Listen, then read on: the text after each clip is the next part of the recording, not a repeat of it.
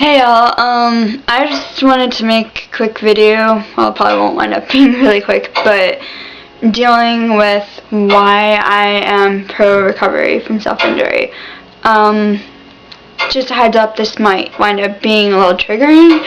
I'm not sure exactly where I'm going to go with this, so just be forewarned. If it's really bad, then I'll put a warning in the title and in the description box. Pretty much for me, self-injury, like it is for most people, it started off as a coping skill.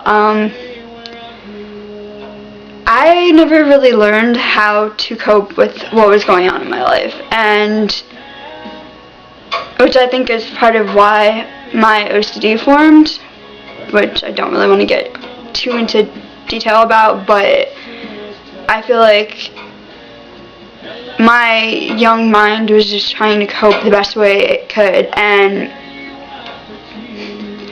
for self-injury, I feel like it was that, but it was also, I grew up in an abusive household, so it was pain I could control. It wasn't my biological father deciding that I didn't do something he wanted me to do. I did something he didn't want me to do, and therefore he was just having a bad day, therefore he was going to go ballistic on me and hurt me. It wasn't that. It was I could control it. I was in charge of it. The problem with it is that it becomes an addiction. It becomes ingrained in your everyday life, and it gets to a point where you need more and more just to get the same kind of feeling, the same kind of high. I know people who have self-injured for years, and they don't necessarily get to the point where it's as bad as it did for me, even though I only cut for about a year and a half. But it got to the point where I seriously could have died because I was inflicting wounds that were so deep and that bled so much, and I didn't really give a crap, and so I didn't care for the wounds, which I'm really thankful that none of them actually got infected, as far as I know, because that would have been really bad, and that's actually a really good likelihood when you just don't give a crap and don't care about your wounds, which is why you should always, if you're going to make wounds, make sure you at least take care of them and keep them clean. But I forgot where I was going with that. I don't know, I feel like, or sometimes I feel like my life isn't worth it, and like I just really don't give a fuck, and sometimes I just wish that I had just cut deeper and not said anything and not gotten help when I did, because it doesn't seem like it's worth it. It's hell, and I'm just like, well, I had a way out. Why the hell did I stop? Why did I say something? Especially when I didn't really get credit for, or acknowledgement for speaking up. It was pretty much, well, why are you doing this? Why is it this bad? And like pretty much just me being berated for it, instead of it being recognized as the coping skill that it was, maladaptive as it is. But it wasn't a life I wanted to live anyway. It just, yes, it was pain I could control, but it was still pain that was being inflicted on me. And actually, in a way, I didn't really control it. It controlled me, because I thought about it all the time. I wanted to go and cut or self-injure in other ways all the time.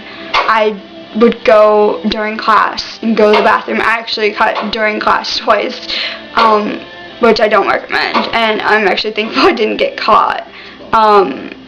Seriously, physically, I was in class, and yeah, I'm not going to go into any more detail than that, but there are times I miss it really bad, and I just kind of wonder why exactly I'm still struggling with it, and why I don't just give in to the urges. But I have to keep in mind, and I think we all do, that it just keeps us stuck in hell. It just keeps us stuck in the past or the present. And if the past or the present aren't particularly good, then we're not able to move forward to something better.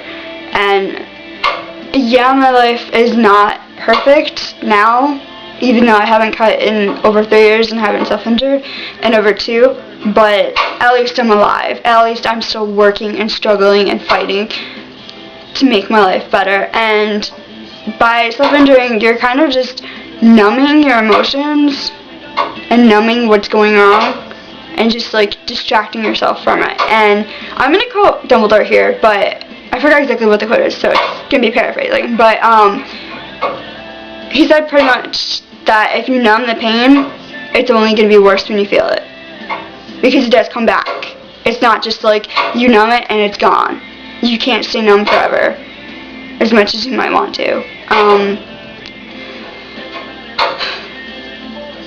Yeah.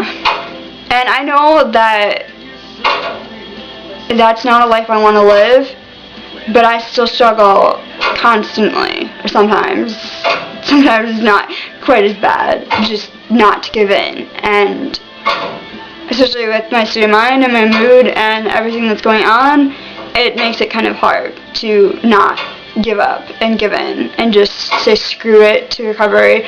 But I mean,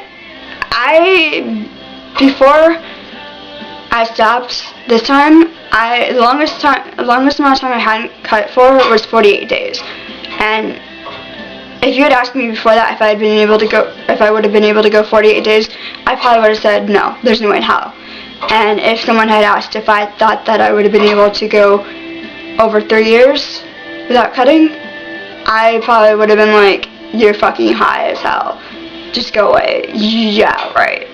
But if I can do it, I don't like when commercials say, like, if someone can do it, you can do it. But if I can do it, and I was to the point where I seriously almost died, then anyone can do it. It's not going to be easy, and I promise you, it's not going to be easy, but it is worth it. And we have to keep fighting, and we have to just keep on keeping on, because it'd be so easy to just go back to it and say screw it, I don't care, but that's not what I want. That's not the life I want to live.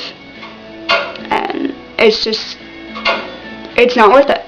And I have to keep reminding myself. Sometimes I have to remind myself of that constantly, especially lately, but it's really just, it's not worth it, and I have faith in everyone that we can all make it through this.